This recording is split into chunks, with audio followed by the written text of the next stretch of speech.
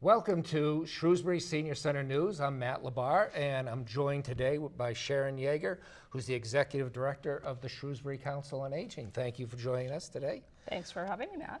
Want to talk about some of the interesting, educational, and fun things to do at the Senior Center and in Shrewsbury this coming month. First, notice that you have a lot of support groups going on, and some of that is, I think, of a lot of interest, not just to people over 65, but family members of people.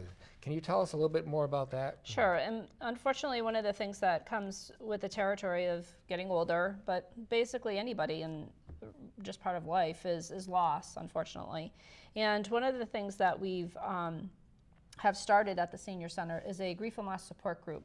So by the time this airs, it will be in its second month of occurrence.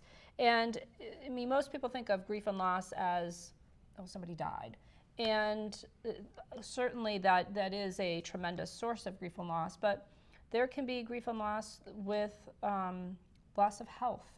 Sure, I was going to say illness and accidents. Yeah, and even, people think of retirement, happy stuff, but there can be some grief there. Absolutely. It's a big transition.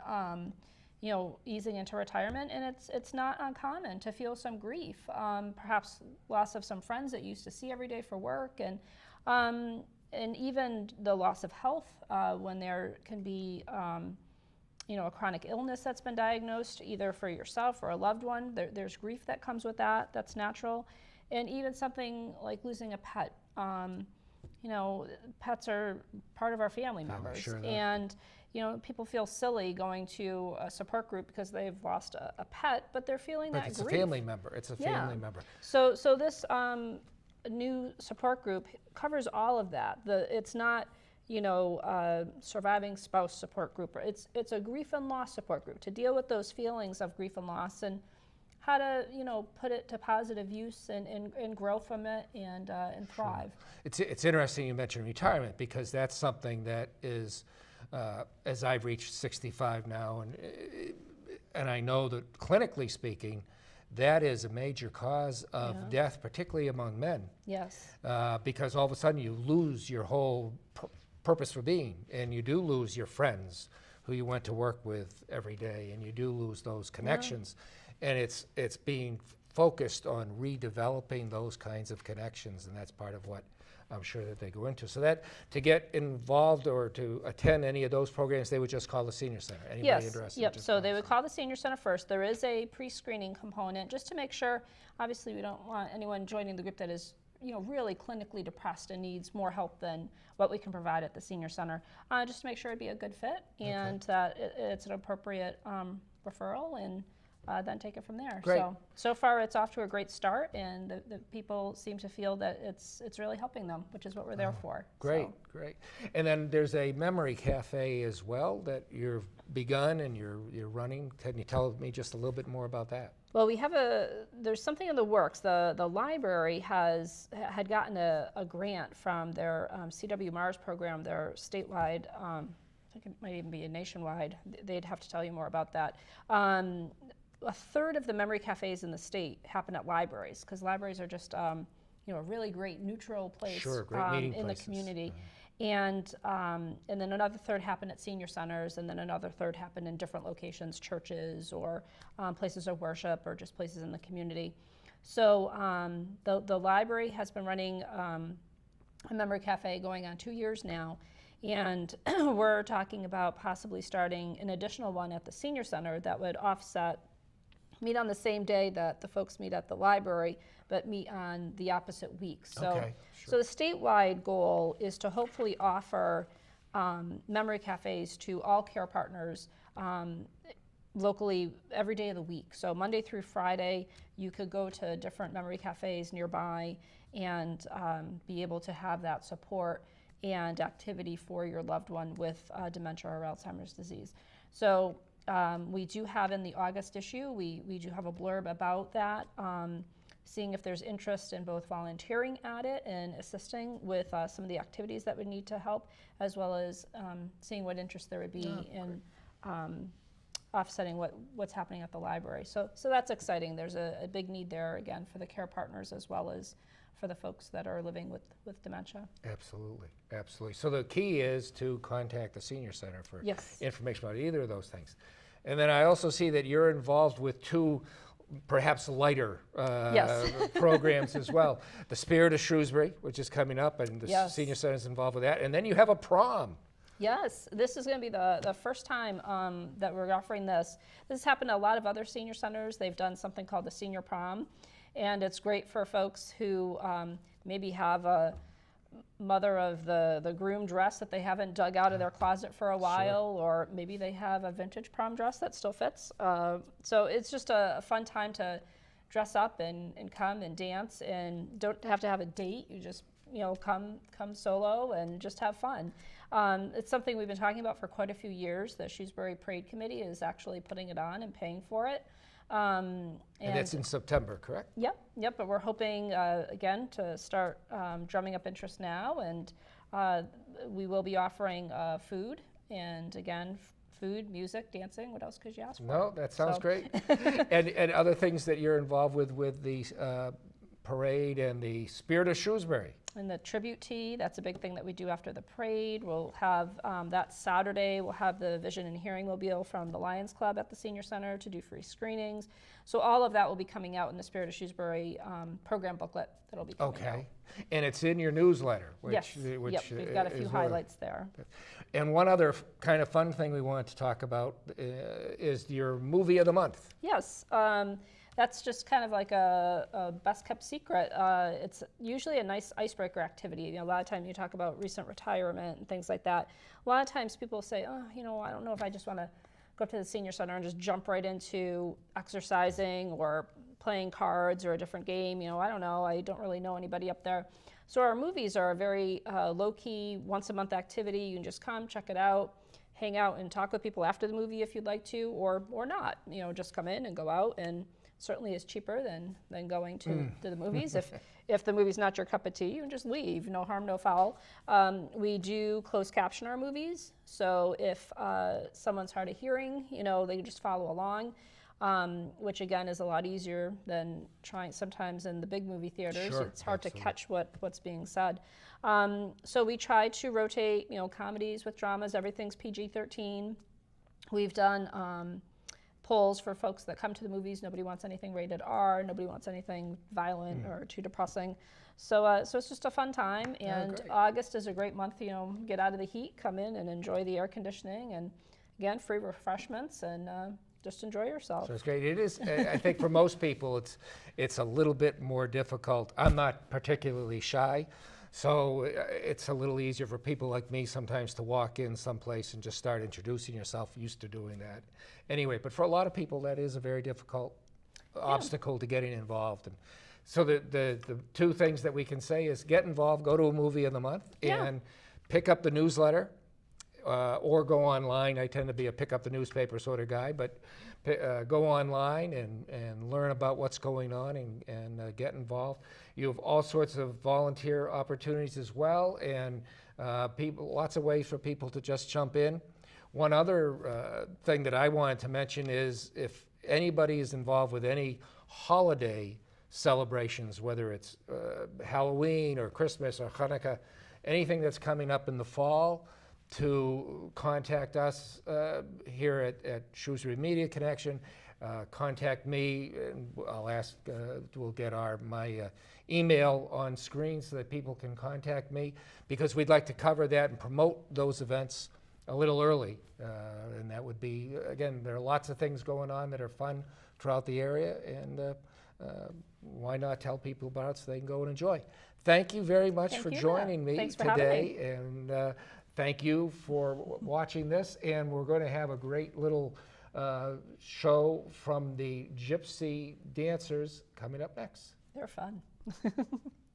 Welcome to another edition of Shrewsbury Senior Center News. I'm Matt Labar, your host, and today I have a special guest, Shrewsbury Fire Chief Jim Vuona.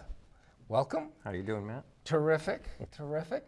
We wanted to talk a little bit about safety, and particularly what you and the fire department see as safety tips for the summer and early fall, and what kinds of actions people can take to avoid problems and avoid having to call you. Yep. A couple of things that we discussed a little earlier, pool safety is one. Yeah, some of the things you can look to do, make sure that your pools are fenced in and that the gates are always closed.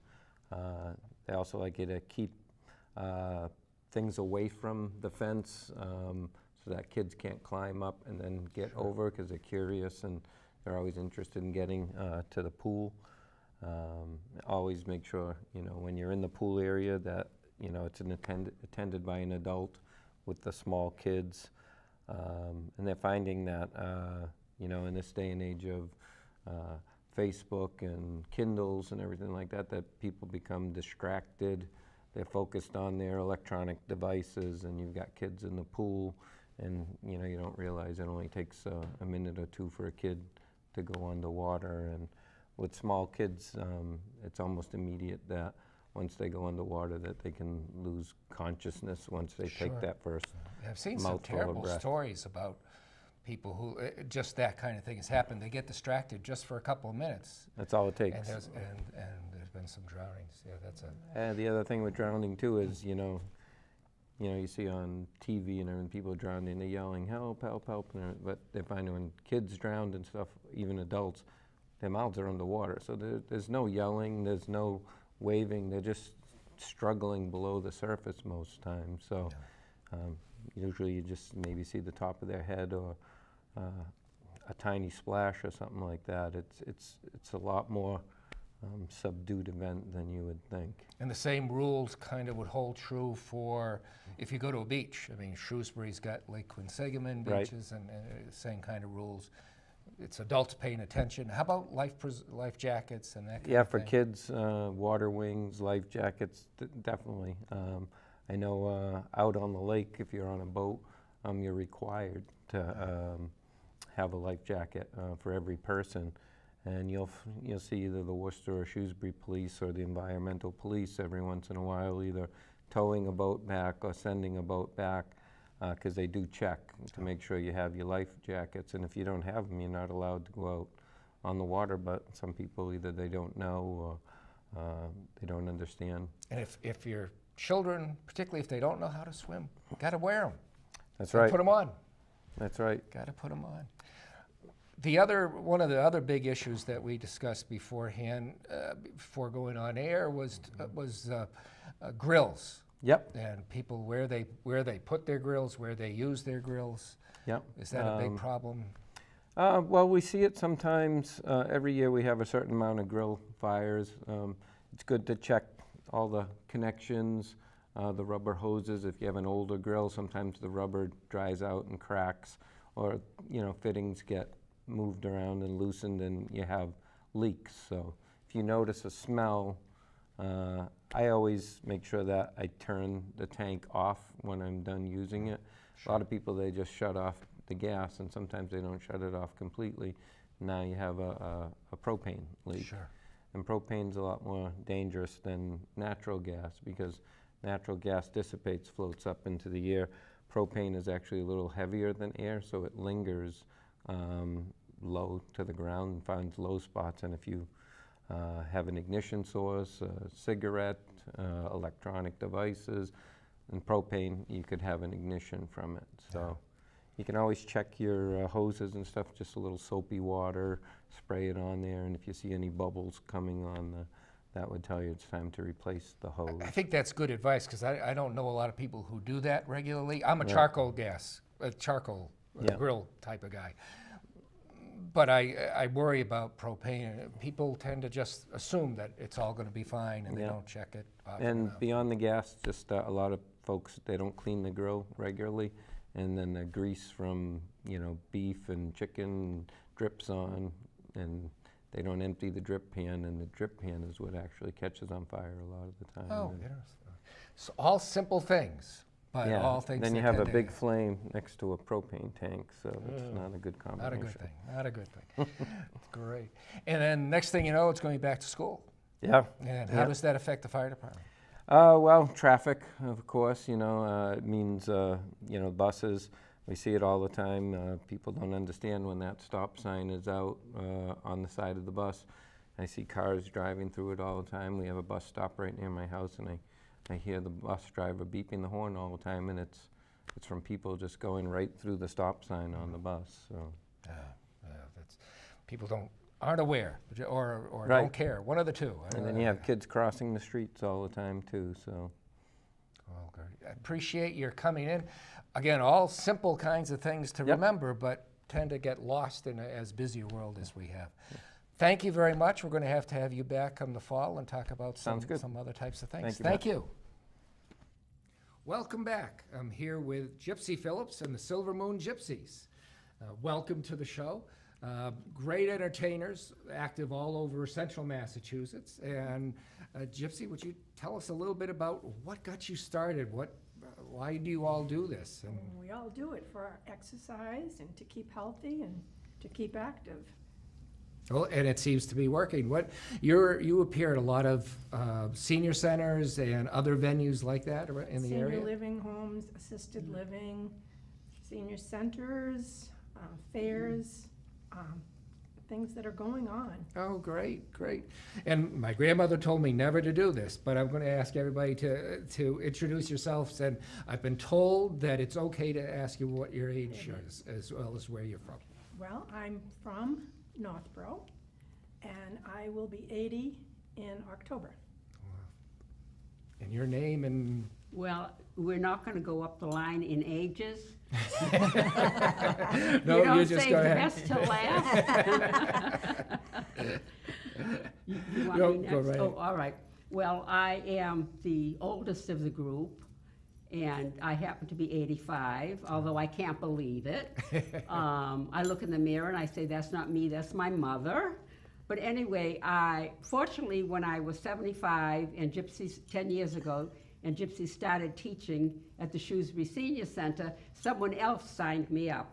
Otherwise, I wouldn't be here today. Well, that's I great. had never in the world And thought your of name it. is, I'm sorry.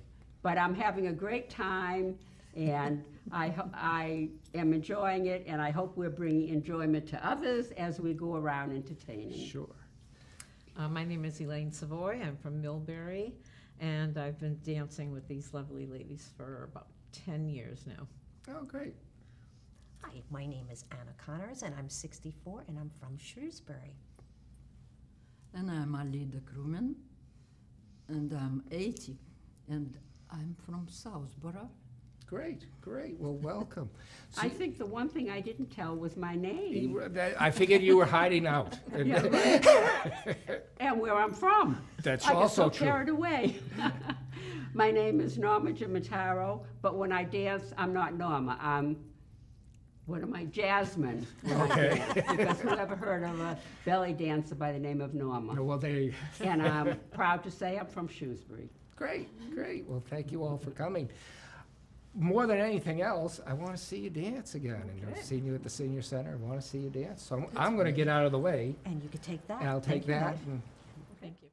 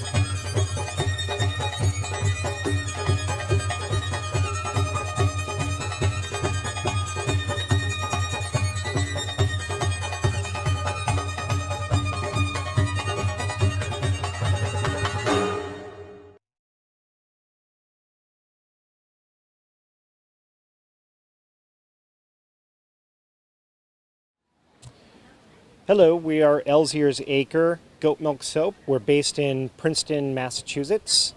Little piece of trivia, we're the very first ever vendor for this farmer's market. So we were the first people to get our application in, pay our fee, and get signed up. So basically what we do is we feed our goats organic. We use their milk in our soap. We don't get it from any other source. And as most people know, goat milk soap is like the best soap that you can use for your skin.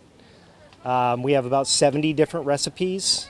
We partner with people all the time to do new soaps, like this Medusa coffee porter. We partnered with Medusa Brewing Company in Hudson, Massachusetts. We have their Activate coffee porter in that soap, as well as the goat milk. And if you ask around, many of the customers here will let you know that they love our soaps, and this is a great farmer's market. We have plenty of vendors here to buy from and get all your veggies, your meat, your granola, everything like that.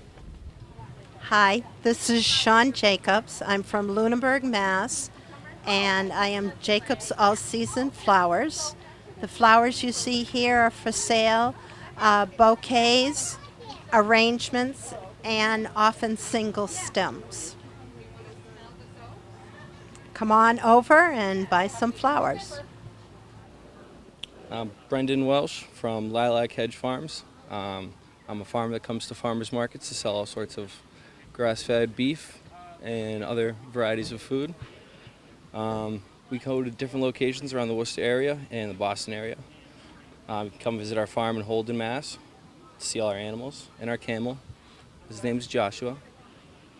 And yeah, come down. So we're Heirloom Harvest CSA. We're located out in Westboro. We're community supported agriculture, certified organic. We grow everything ourselves on our farm. Everything is picked this morning. We have CSA shares, and we're also at farmers markets in Hopkinton, Marlboro, Shrewsbury, and Westboro. Hi, my name is John Baselis. I'm an employee of Birch Tree Bread Company located at 138 Green Street, Worcester, Massachusetts. We're a local bakery owned by Rob and Avra Faktu. We make all our own bread, and at farmers markets, everything is made the morning of before bringing it. We have farmers markets in Shrewsbury, Hopkinton, Natick, and several other locations. Hi, my name's Jennifer. I am the owner of Jennifer's Handmade Soap, located in Ayer, Massachusetts. I started my business 7 years ago, almost. I have been making soaps and bath products. Obviously, what kind of sets me apart is the designs. I love to do designs that involve color, themes, things that will make you smile. I also do a wide variety of bath products, from bath bombs to body butters to hand balms and foot balms. Pretty much everything you need you can find. It's just me. I've been no help. I love doing this. I actually completely changed careers when I started off. It was all a hobby, and decided one day that I wanted to turn it into a business, and here I am, loving what I do. All right, my name is Sarah Balkas. I am here working for Harper's Farm and Garden. We're here every week. We have a variety of veggies, from cucumbers, tomatoes, beets, potatoes, onions, and every week we always bring our 2 types of corn. We have our butter and sugar and our meat rye. Hi, I'm Peg from Peg's Preserves. I come to Shrewsbury Farmers Market for about 4 or 5 years now. I bring in a nice selection of about 80 flavors of jam and jelly, most of which are made with my own fruit, grown in my yard. Because I have a small fruit orchard, we also have bees, so you can get your local honey right here. 2 flavors, fruit orchard and wildflower. One's sweeter, one's better for allergies. I also rent the kitchen at the Food Hub right here in Shrewsbury and do a line of pickles and relishes, so come on down and check them out. Hi, I'm Lauren Mercier from Clearview Farm in Sterling, here at the Shrewsbury Farmers Market, a really good market. We grow everything at our farm in Sterling. We have lots of fruits and vegetables to choose from. We do a lot of pick your own at the farm, and we're open 7 days a week, August through December. And we're here every week, Wednesdays.